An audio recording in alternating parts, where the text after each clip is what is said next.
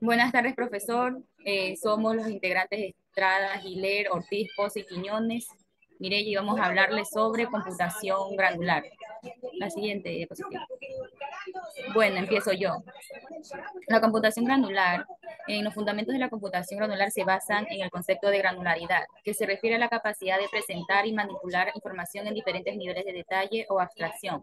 La computación granular se fundamenta en la idea de representar y procesar información en diferentes niveles de detalles. La granularidad de los datos hace referencia al nivel de detalle que posee un dato o una estructura de datos. En este se evalúa la complejidad del tipo de dato y el tamaño en el que se dividen los campos de datos, es decir, la especificidad de cada dato va a influir en sí a la granularidad en alto nivel. Supongamos que tenemos un campo con el atributo nombre, la granularidad de los datos en este caso va a estar definida por la manera en la que está dividido ese campo nombre. Si es solo un campo, tiene subdivisiones de nombre 1, nombre 2, apellido 1 y apellido 2. Si sucede que existen 4 dimensiones en el campo nombre, este dato va a ser más granular. La minería de datos es una red corporativa, a menudo implica computación granular. Los motores de búsqueda en Internet también suelen hacerlo. Por lo tanto, los términos de búsqueda generales pueden llevar a una persona a un sitio web con más detalles sobre un tema. Los humanos generalmente no piensan como computadoras, las palabras se utilizan para representar ideas abstractas y a menudo hacen que los detalles sean menos precisos. Suele ser necesario sustituir palabras y frases por ideas complejas. Por lo tanto, la computación granular ayuda a que las computadoras funcionen como los procesos de pensamiento que tienen lugar en la cabeza de una persona. Por lo general hay números, elementos de lenguaje informático y restricciones de probabilidad intermedia. El resultado final es un programa de computadoras que puede interpretar cómo las personas se comunican con una interfaz computarizada, habilitado por años de información teórica. Este concepto se utiliza en muchos sistemas informáticos, corporativos, médicos y de seguridad, y también se puede aplicar a Internet. Gracias. A continuación, mi compañera. Buenas tardes, profesor. Mi nombre es Mireya Quiñones y le voy a hablar sobre dos de los fundamentos de la computación granular. Tenemos lo que es la granularidad, la cual se refiere a la división de la información en diferentes niveles, detallado desde lo más grande hasta lo más específico, la cual permite representar y procesar información de manera flexible, adaptiva, considerando los siguientes niveles de abstracción. Como por ejemplo, tenemos lo que es el procesamiento de imágenes, la cual en lo que es a la granularidad se refiere a la escala del detalle a la cual se analiza en la misma. Por ejemplo, al momento de aplicar un filtro en una imagen, la cual puede suavizar o reducir lo que es la granularidad al disminuir el nivel de detalle, lo que puede resultar en una imagen más borrosa, como tenemos ahí, a pero con menos ruido, o información innecesaria. Por otro lado, al aumentar la granularidad, podemos enfocarnos en detalles específicos de la imagen, como por ejemplo detectar los bordes o patrones particulares. En este tipo de manipulación, la granularidad es fundamental al procesar las imágenes digitales y amplifica cómo se aplican estos conceptos en la práctica. Tenemos también lo que es la jerarquía granular, la cual se basa en la computación granular, eh, donde la información se organiza en niveles detallados. Cada nivel de granularidad representa una vista específica de la información. Tenemos como por ejemplo, al momento de observar el procesamiento de señales de audio. En este caso, la información sonora se puede analizar en diferentes niveles, eh, desde lo que son ondas individuales a niveles microscópicos, hasta segmentos más grandes como palabras o frases de nivel macroscópico. Esta jerarquía de granularidad permite trabajar con la información sonora en diferentes escalas, lo que es fundamental en las aplicaciones como la comprensión de audio, reconocimiento de voz y análisis de patrones sonoros. Gracias. A continuación, mi compañera. Continuando con los fundamentos, buenas tardes, mi nombre es Mel Ortiz. Continuando con los fundamentos, les voy a explicar yo sobre lo que son las operaciones en la computación jerárquica o granular, como si se lo conoce. Entonces decimos que estas son las operaciones de computación granular, donde incluye la agregación, la desagregación y la transformación de la información entre diferentes niveles, la granularidad permite analizar y procesar datos de una manera más eficiente y efectiva al considerar muchos niveles de detalles.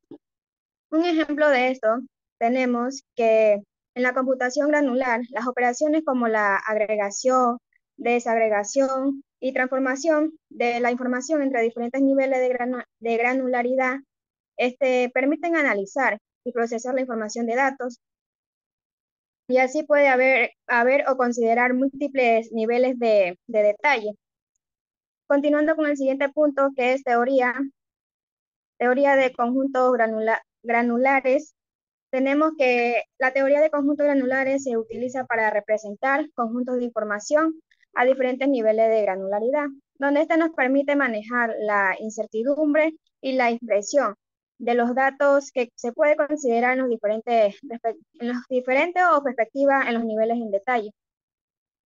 Dando un ejemplo de tenemos que se utiliza para representar conjuntos de información en diferentes niveles de granularidad.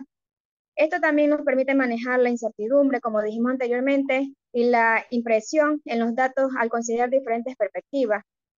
También este es un sistema de recomendación de películas donde se pueden representar conjuntos granulares o de manera preferente de los usuarios o a niveles de detalles. Gracias. Buenas tardes, profesor. Mi nombre es Rosa Pozo y a continuación les voy a hablar acerca de los métodos de aprendizaje en sistemas borrosos. Sabemos que los métodos de aprendizaje en sistemas borrosos se refieren acerca a las técnicas y enfoques utilizados para entrenar, ajustar y mejorar el rendimiento de los sistemas basados en lógica borrosa. Estos métodos se centran en adaptar las reglas, parámetros y estructuras del sistema para que pueda modelar de manera efectiva situaciones complejas y ambiguas. Tenemos diversos tipos de métodos de aprendizaje en sistemas borrosos. Uno de ellos es el aprendizaje supervisado. En este se utilizan pares de entrada y salida etiquetados para entrenar el sistema borroso. Además, se ajustan los parámetros del sistema para minimizar la diferencia entre la salida y las salidas del sistema y las salidas deseadas.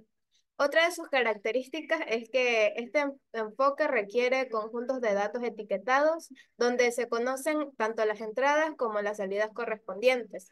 Los métodos de optimización como el gradiente descendente se utilizan para ajustar los parámetros del sistema borroso, minimizando la diferencia entre las salidas que son reales y las predichas por el sistema. También se pueden emplear diferentes funciones de costo o criterio de rendimiento para guiar el proceso de optimización.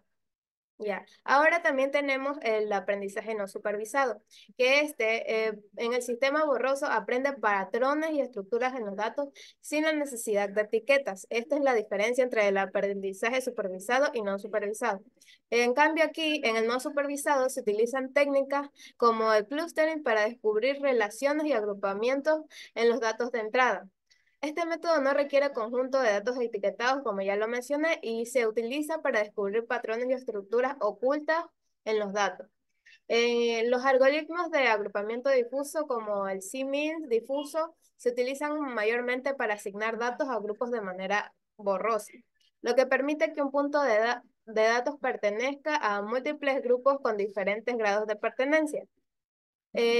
Además, uno de los ejemplos que podríamos dar, por ejemplo, del aprendizaje supervisado, es la predicción de la calidad del aire en una ciudad.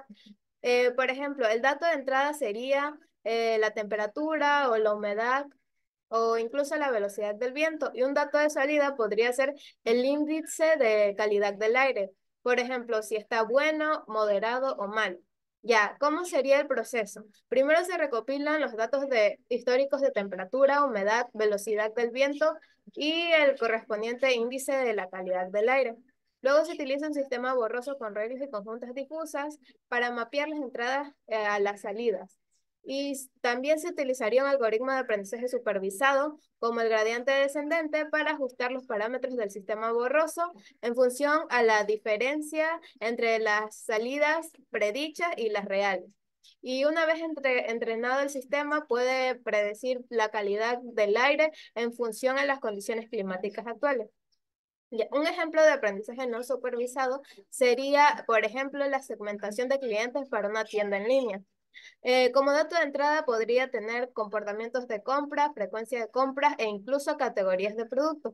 En el proceso se recopilarían los datos de por ejemplo, las transacciones de los clientes, como los productos comprados y la frecuencia de compra, y se utilizaría un algoritmo de agrupamiento borroso, como el CIMIS difuso, para agrupar a los clientes en segmentos basados a sus patrones de compra.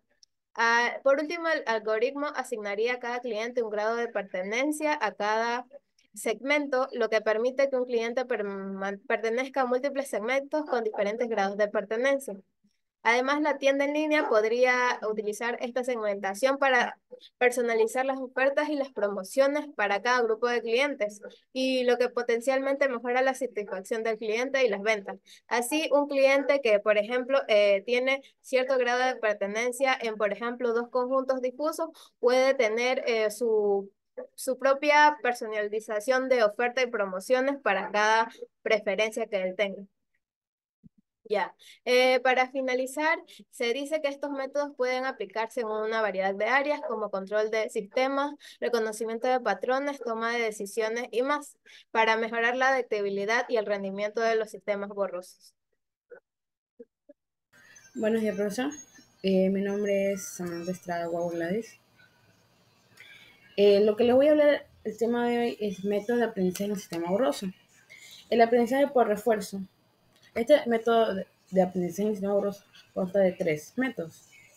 El primero es el aprendizaje por refuerzos, el segundo el aprendizaje basado en reglas y el tercero el aprendizaje híbrido. Lo que comprende el primer aprendizaje, que es por refuerzo, en el aprendizaje por refuerzo en el sistema borroso aprendes a través de interacciones con un entorno y la retroalimentación de forma de recompensa. Te ajusta las reglas y parámetros del sistema en función de las recompensas recibidas por sus acciones. Como decir, cuando hacemos exposiciones, al final de las exposiciones el profesor siempre da un refuerzo de los temas ya expuestos. Como también hay temas hay docentes que tratan de hacer más entendible la clase, hablando sobre lo que, o sea, de la vida cotidiana, o sea, refiriéndonos a temas similares para poder entender la temática que se está diciendo, se está aprendiendo.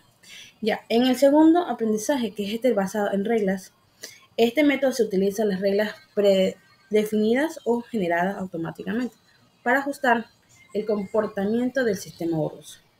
En las reglas de se modifican y optimizan según el desempeño del sistema en diferentes situaciones. Y por último tenemos el aprendizaje híbrido.